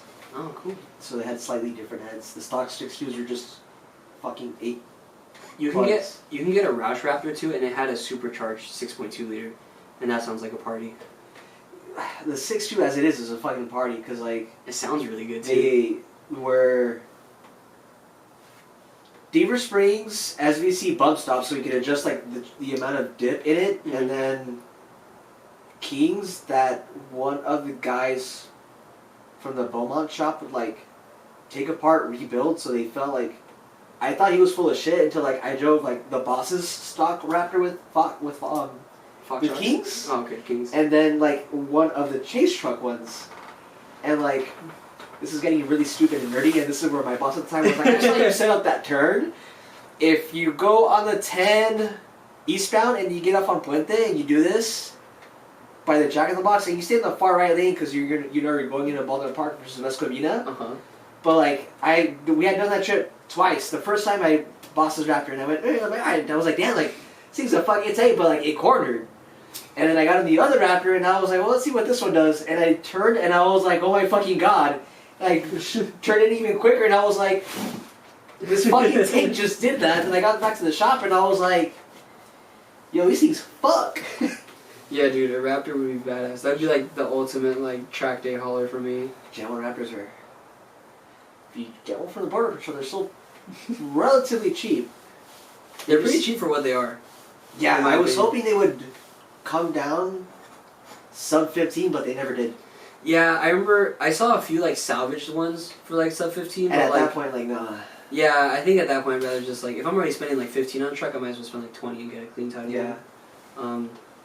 But yeah, I think in my like heart, I'm mostly a Honda guy, or like mostly just like JDM guy. Like I think the Ford stuff definitely happened on accident.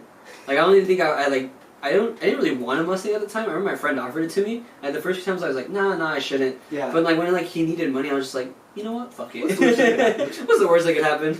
Yeah, because I wasn't like, I grew up around muscle cars, so like Z's and shit like this. I was like, why would you fucking do that when you just go buy you a big block Chevy and just fucking make all this noise and all this torque and and like you're fucking out with like weird car Japanese and European autism.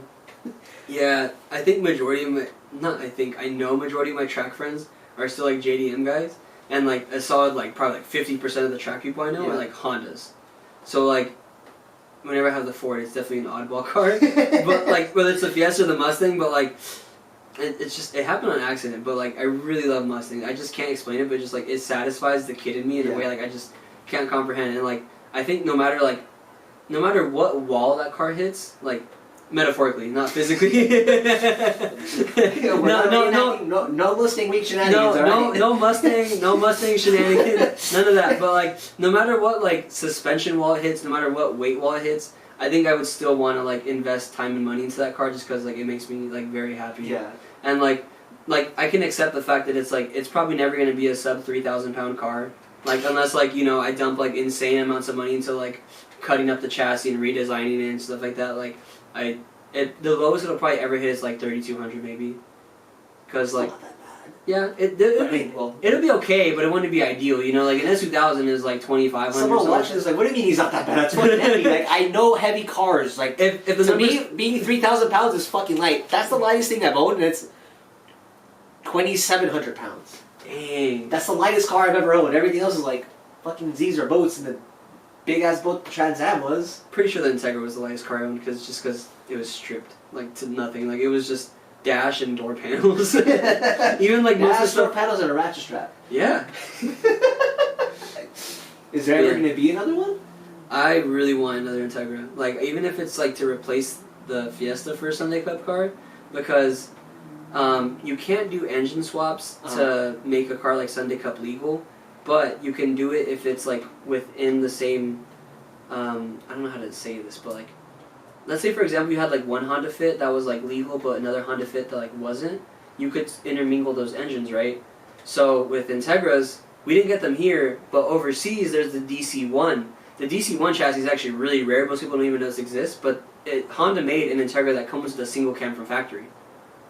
So I would love to have an Integra with a single cam and have that be my Sunday Cup car. D16? I think it's a D15 actually. It was even offered in all-wheel drive from factory. It's really rare. I think it was fucking sick. I think it was only offered in like the UK or like some European. There has to be some word like you. I think they did it because of like one, fuel economy, and two, I think it was all-wheel drive because of snow. So somewhere out there they made it, but like I don't even think Japan got it. That's how like limited this chassis was, or like this specific. Oh shit! Yeah. Because I know the UK also got that weird looking Civic that looked like a. Like a shuttle thing. Yeah, fucking. I don't know what the hell they're like. Oh, yeah. This is our Type R, and I was like, the fuck is this? Yeah. So like I think an Integra would be like an insanely fun Sunday Cup car because one, I would get back into an Integra. Two, I would no longer be gay in a Fiesta. And three, it would make like force me to drive that car at like the limit. Like I don't think I got to drive my Integra like anywhere near its limit. And like looking at the lap times, it speaks for itself because like my best lap time ever in the Integra at like streets, for example, was 128, and that was with 200 treadwear, LSD, spoon brakes, like all the stuff it had, right? But the Fiesta's at 130. Like I'm 2 seconds away from the Integra time, but that car had 60 extra horsepower. It had wider tires. It had less weight. Like I definitely wasn't driving at the limit. Like that Integra should have been like 5 seconds faster. And like Big Willow, my Integra time was 140. My Fiesta time was 141. There's no reason my Fiesta time should be 1 second away from that car. There's no reason. And like Chuck Walla, my Fiesta time I think is 210, and the Integra was like 208. So same thing. It's like there's no reason the gap there should be that small. Like it should be a way bigger gap. So yeah, I definitely was not driving the Integra to like its fullest potential. And I think it'd be really fun to get back into one. I think a single cam would be hilarious too, because like a lot of it's gonna like what the fuck? It's gonna force me to drive the chassis hard. Plus, if I go to like GMR and like I'm on someone's ass and they're like, "What engine you got in there?" I think that has to be like a B20 or like a B60. Nah, bitch, D15. It'd be hilarious to be like open diff D15, and like I already get that experience in the Fiesta because like if I chase someone in the Fiesta, whether it's uphill or downhill. The amount of times people think I have a turbo is insane. Like, the amount of times I've had to explain to people, like, there's no turbo to overheat in this thing because it's NA is hilarious. And, like, the amount of times some people have, like, not believed me either that it's not boosted. And I'm just like, I'll pop the hood and show you, like, there's no turbo there. And it's a great experience. I would love to do that in Integra just because mostly the Integra is cooler. And I think it'd just be a really fun car. So yeah, I definitely see myself in Hondas again. That's also something you should take to the iBot meet. Just be like, oh, I'm better than all of you guys. I'm better. DC1, true overseas like JDM goodness. Yeah, that's what fucking right hand drives on. My bad. Check this out. That'd be fucking sick. I'm not gonna lie. Yeah, I think Hondas will definitely be back in my life. I just don't know when, but like for sure at some point. Like Integra for sure, because like I just hate how expensive they got in. Because like I bought my Integra for like $1,800. Like the same way my friend's car was like a $2,000 car when I bought it, but now would easily fetch like 12 grand. Yeah. The condition my Integra was in when I paid $1,800 for it, to this day it would probably fetch like 7 or 6 grand in like the current market, which is like insane to think about because I do not want to pay 6-7 grand for an Integra, but I'm more than happy to spend 2 grand. I am gonna stop sending Jay Integras and start sending you the fucking Integras because this motherfucker's like, what's up? I only want one if it's a GSR, like motherfucker, like. I don't really care what like the drivetrain is because like I really want the single cam experience. So like I'd probably just get like a single cam on the side and like as soon as like it's ready, like rebuilt or refreshed or whatever the case may be, probably just throw it in and probably just like sell whatever B series is in it. Say less. I'm gonna make this fucking happen. You're gonna make it happen? The amount, like, I have a very finely curated Facebook Marketplace that has nothing but cheap shit boxes. Dude, my Facebook Marketplace is wild sometimes. Like, I get yelled at when she'll like, I send a message, what do you buy? I'm like, no, it's like, because I'm in like a couple like Facebook group chats too, so it's like, it'll sound the same sometimes, and she's like, what are you buying? I'm like, it's nothing, I swear to God. Dude, I love going on Marketplace because I'll find some wild stuff. Like, I'll find like, I think the other day I found a Civic that was turned into a truck, like a 90s Civic that had like the whole like rear section cut out and it had a truck bed in there instead. What? Yeah. I saw that one too! Perfect algorithm. Yeah, dude, like seeing all like the weird stuff that people make and then still sell is insane. Like I found a Miata that was turned into like one of those like go-kart tube things, but it was like really like backyard welder type work. And they still wanted like 6 grand for it, and I was like, no way that fetches 6 grand. But $1,000 at the most. Yeah, I could just look at it and laugh and be like, that's fucking hilarious, and then swipe and look for the next stupid card. Like one of the randomest ones that I got, but one of the coolest, I think, was like, it's an old Saab, but it was a V4 motor. Yeah. Not an inline, it's a fucking V. And I was just like, the guy wanted like $400. It was like in shit condition. It wasn't even like at least an exuberant amount of money to get it running, but I was like, and I was telling my parents at the time, and I was like, this is pretty fucking sick. And I showed my dad, and I was like, and he was like, this is dope. That piece of shit's out sitting in the driveway, and I was like, why? I love Marketplace. It's great. When I get more room, it's fucking over, too. Dude, give me a 4-car garage, and I'm going crazy on the stupid shit I'll buy. Just give me a driveway. Everything I've done in my parents' driveway. Oh, me too, dude. Swaps, like the Integra engine swap. I had such little tools, and it was done in my parents' driveway in the summer because when I blew the engine, it was like June, and like I swapped it in like July. Horrible experience. Horrible, because remember my mom did not want me to buy that EK, and it was blistering hot summer, like. Riverside gets hotter than here, so like Riverside heat. I'm like 19, and I'm doing a swap for my. I'm taking the drivetrain out for my first time, and I had to rush. There was so much going on, and it sucked, but I did it somehow. Shit like that, just like it makes. If you're not down for that kind of an experience, you honestly don't belong around shit boxes. I agree. I miss. I told my friends this. I was talking about like what like my ideal garage would be, and it's like I don't want to be like super unrealistic and be like, you know, Aventador SVJ, G-Wagon, stuff like that. Like none of that. Like I want to be like semi-realistic, and I think like a Gen 1 Raptor would be like the ultimate truck and like track day hauler. Like you don't need much more than that.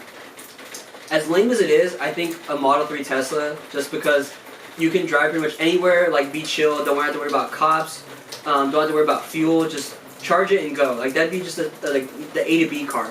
And like the Mustang, just because like the Mustang is like my little kid dream. And then I would need like some like driver's car, so it'd have to be like, I really want a GR86 right now. So it'd probably be like a GR86 or an S2000 or something else. And there has to be a shitbox car. Like there always has to be a shitbox car. Right now it's a Fiesta, but like I wouldn't mind if it was like an Integra. I wouldn't mind if it's a Fit. There has to always be a car that you can just like write the fuck off and not you can chuck it, you can just jump it over every curve, you can jump it over a speed bump, whatever the case may be, and you total it and it's just like it's okay. And that experience, you just don't get that when you're like making like $800 payments. Like you get that experience when you make a single $800 payment and you get a car that runs and drives, and you could just send it till it dies, and you can have fun. Yeah. And like there always has to be a shitbox car. Shitboxes are like. Yeah, I agree. It takes a very special person to be like, I'm gonna break this and then fix it, and then I'm gonna break it again and just be like, eh. Yeah, ironically, my Hondas broke down on me more than my Fords. Like the Fiesta, it did over 30 track days last year, but I did more track days the year before that. I did the math. In total, that car did 37 track days before it started knocking. And like, it had little to no issues. The only issue it had was there was twice where the accessory belt fell off. And like, the first time it happened, the car overheated, but that was like track day number like 12 for the car. And like, it overheated really bad too. Like, it got to like 250, and it still ran for another 20-something track days. But like, I drove it to get an accessory belt, put it on, drove home, and it was fine. And there was one time where it like almost left me stranded. Like, I lost the belt at Willow Springs, and I was like trying to drive it to the AutoZone, but I didn't make it. And thankfully I have good friends. Someone gave me their battery just so like I could make it there. Took out the battery, got an accessory belt, threw it on, and that was it. Now I carry a spare one with me. That happened twice. The first time I was like, what are the odds? But like, twice is not a coincidence. So I carry a spare with me now. And the only other problem I have was a PCV valve took a shit, and it threw a check engine light, and it would make the car stall when I would go to fill it up. Like, I would go fill it up, top off the tank, and I turn it on, and it would just die right away. It would vape lock it. Yeah, so that piece is like $5, so I don't care. I bought 2 of them, I replaced it, I have a spare now, and no issues. So like, my brake, like, parts that are broken, it's probably costing me like $50 out of like 37 track days. Which, like, I think there is like probably there's less than 1% of people I could probably say that have done that many track days and spent under $50 in repairs. Like, it's really hard to get that lucky. And like, as lame as the Fiesta is, I love that car for how reliable it was to me. Even though it just started knocking like recently, it lasted 37 track days.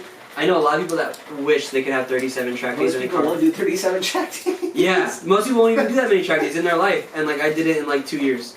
And that's not even counting like all the track days I've done like in the Mustang, the 2000, like Integra. I wonder what my total driving. Easily in triple digits. I probably. The Integra did a lot. There was a lot of like times I did 2 track days in a month. Well, I feel like at least, you know, there was a while like it was every weekend your story's like, fuck, we're getting some track again. Nice. Yeah. Last year was a lot of 2-day events. Like, it was a lot of like Saturday and Sundays. But when I did the Integra, it was a lot of like one weekend, just one day, and then like another weekend was another day. That's another thing too. If you want to save money but get max seat time, do the 2-day events, because you don't have to waste the money going back and forth twice. Like, if you have to drive 3 hours to Buttonwillow and then 3 hours back home, and then another weekend you're going 3 hours there and 3 hours back, you're gonna back to back. You're gonna save the money of the distance in between, and like, plus if you camp in a tent like me, you'll save money. Like, you don't have to spend on like amenities and stuff like that. It's just you'll get more bang for your buck. Plus, like, if you go like more consistently to the track, it's better to do 1 2-day event a month versus 2 single days, because at that point it's gonna cost you like the whole weekend regardless, because like, you have to like load the car, unload the car. Like, it's gonna take away some of your Friday or Sunday. So like, I think if you're gonna like go like occasionally, I think the 2-day events like on one weekend, I think that's way better bang for your buck, and it's more worth your time in general. Yeah, because you're already there. Like, that's what I hate when they made the switch to ABS, because before, when it was still Grange, fucking sound old over here, but like, they used to have like legit, you'd be on track for 24 hours if you fucking want to. Oh yeah. And now it's like, 9 to 11. But I paid for 2 days. Yeah. It's from 9 to 11, which before was like, right, like, it's 8 pizza weight, fucking have at it. And you just fucking hot lap. And then, like, peak ABS experience was, I think, stumbling out of like the guys from the Faction Motorsports guys' trailers. Drifters would like to party a lot for some fucking reason, and it makes no sense, but it's cool as shit. Stumbling out of their trailer halfway drunk, and then still seeing dudes like jumping on track and off track, and then some dudes were shotgunning beers, getting back in their cars, and just fucking ripping laps. You know, if you want party people, you should go to a Grid Life event, because like, out of the 3 events they did last year, like, only one of them was like the big festival stuff, which was Laguna. But even I want to go to the one in Colorado so fucking bad. Is there one in Colorado this year? Or Pikes Peak. I don't think they're doing that this year. No. I know they did it before though, but when I went to Thunderhill, there was some dude that went with like, I don't know if it was his van or his truck, but he brought like a whole like mini DJ setup. And like that Saturday night he was blasting music and it was so fucking funny and like people were just like going up and hanging out there. It was great. So yeah, great life. Especially if you go to Laguna Seca for like the festival, you'll find a lot of party people there. There's people that show up I think just for the music too.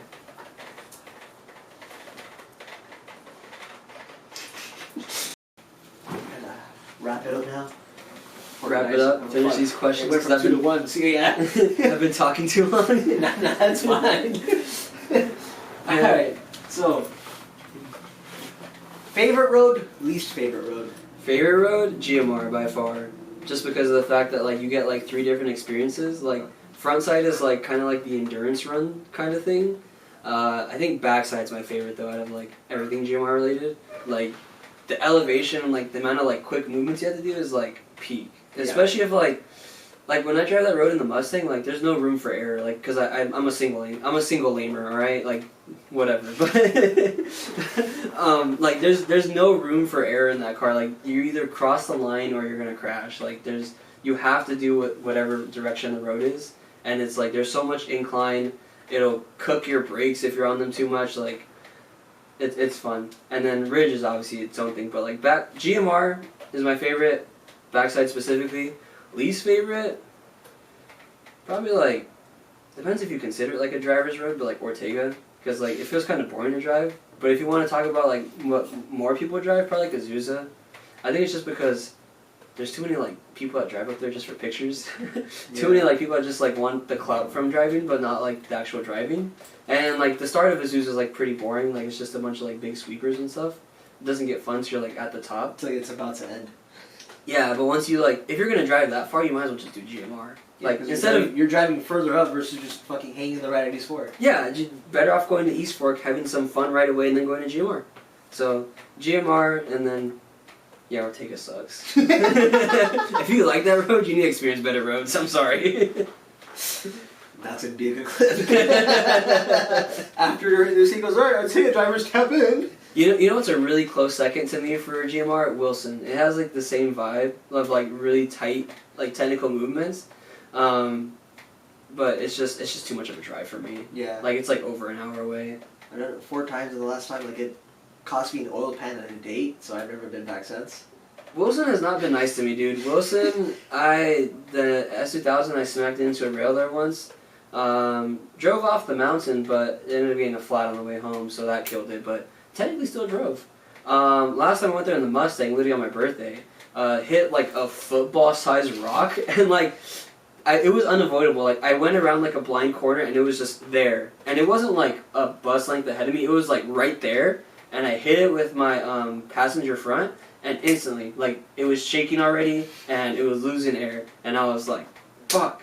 And I've had so many other like smaller problems at Wilson, but like I've like, you know, I like, think that's one road. No matter what, you're gonna find a rock on the fucking road. Yeah, their road's always dirty somehow. And like one time I was driving down it, and like you know how when you're driving downhill, like on the right side there's like that curb thing, and like a lot of it. Yeah, I've like scraped the wheels more times than I want to admit on there, and like it just damages them. Like I've done that in the Fiesta and the Integra.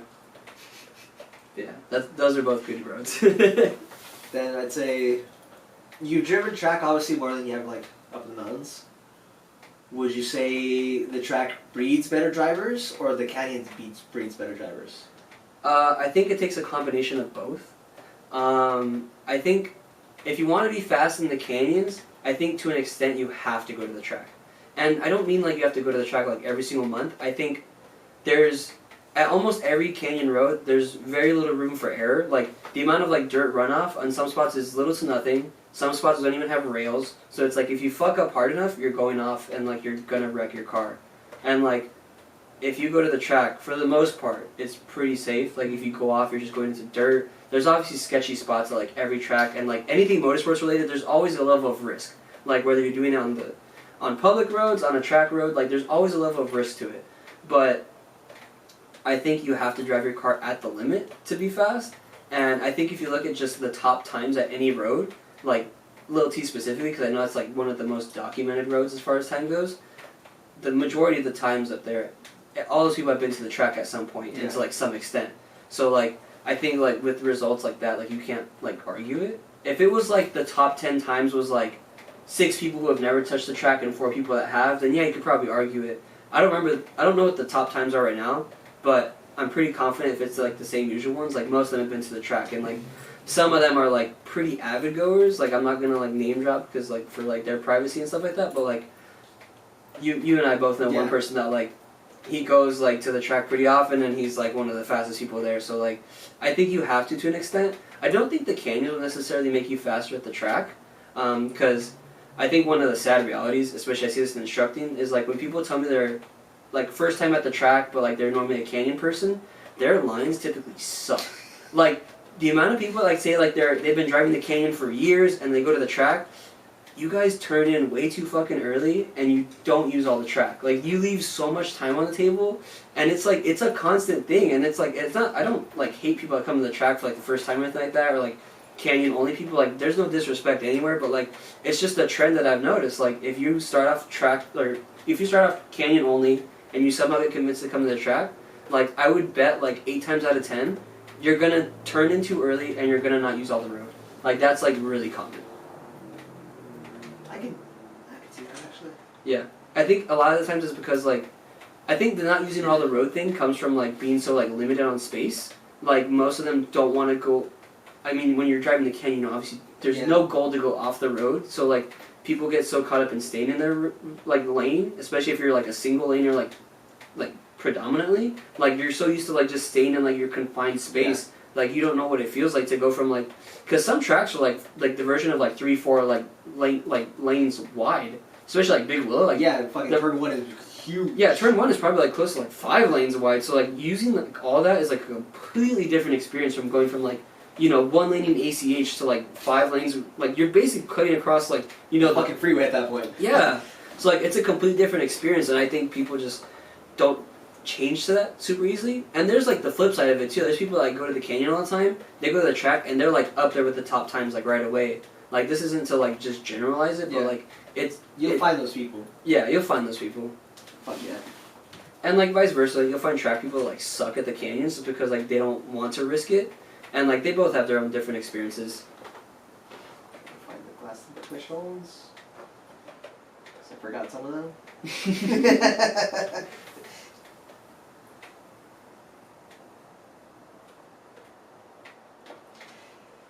3 things canyon drivers should focus on. Oh, we basically already touched on this. Number 1, well, depends on what we're talking about. So are we talking about like 3 things that you focus on at the track, or like just focus on in general? Let's say. Or like focus on for the canyon. Let's go for the canyon. Okay. I think number 1 is, so even though I'm a single laner, I love my friends that double lane. Like there's no disrespect to any double laners. I think people would start double laning too soon though. I think a lot of people that double lane, they do it before they're even like up to pace of like the single laners. Like if you use Lil T for an example, like there's dudes that are running like 4 minute flat, 4:10 single lane. Like why are you doubling if you're doing 4:40? Like that's just unsafe at that point. And like for one, like I don't think you're bettering yourself much at that point. Like I think number 1, like if you're doubling, you should A, know the road well, and 2, be at a skill set where you can like pretty much like save whatever's going on. Because yeah, if you're gonna double lane, I would hope that you're like doing it because you want to go fast, not because you're just doing it just cause. Because like it's not worth it if you're not gonna haul ass, in my opinion. And I think that's like a side effect to like. I guess this can go into number 2 because like I think safety is another thing. Like, like I mentioned, if you're in a car in like the canyons, there's always a level of risk. There's some that's like out of your control. Like one of the main reasons I stopped riding my bike in the canyons was because of other people, not because of me. I had a lot of times where like people would like get really close to me. I have this image scarred in my mind of an EF hatch. If you're watching this, there's a cream EF hatch one time that was coming up GMR, and you scared the ever-living shit out of me because you understeered into my lane when I was on my motorcycle, and I saw your car like coming head on at me, and like he swerved at like half a car length away from hitting me. And like I was so thankful he saved it, but I was already like all the way to the right, and like there was not much more I could move aside from going off the road. So like because of stuff like that, like I stopped driving my motorcycle up there. But like safety. I think like that comes into like the track stuff too. Like you can find the limit of your tires on the track, and it makes driving the canyons a lot easier. Because like if you can drive your car 10/10 at the track or 11/10 at the track and like pass the limit and know where it's at, you can drive your car 8/10. And for the most part, if you're driving 8/10, you're probably still hauling ass, and you'll be doing it safely. Like that's mostly what I do. I don't usually like chase times up there. I just do time it like more for fun or like for reference. But I think if people drive more like 8/10 up there instead of like searching for the limit, mostly for beginners. I understand like the fast guys that like want to be like the top dog and like be faster. But like I think the problem is mostly the beginners. Yeah. That just like chase it too fast. And third thing, I think just enjoying the road, because like I think some people would get so locked up in either A, going up for the time, or like B, going up to like escape life, because like right now for me, like I'm going through some hard shit right now, and all I want to do is drive, but like it's important to not let like the emotion take over. Like if you're going through like some bad shit and you just want to go for a drive, do it. I do it. It's good therapy, but like don't drive out of emotion. Like don't drive out of anger, don't drive out of frustration, don't drive out of depression. Like drive to get your mind off of those things, because that's when you get unsafe.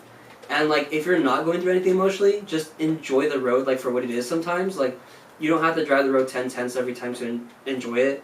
And like enjoy the people you see and you meet up there, because you can make some really good friends up there. And like a lot of like the best people I know I've met up there, and especially Wilson people. Like I did a road trip one time to Colorado, and it was like 12 or 14 of us. I had only met 2 of them in person before that road trip, and I had only met them like a handful of times, and I still committed to this road trip, like a week-long road trip.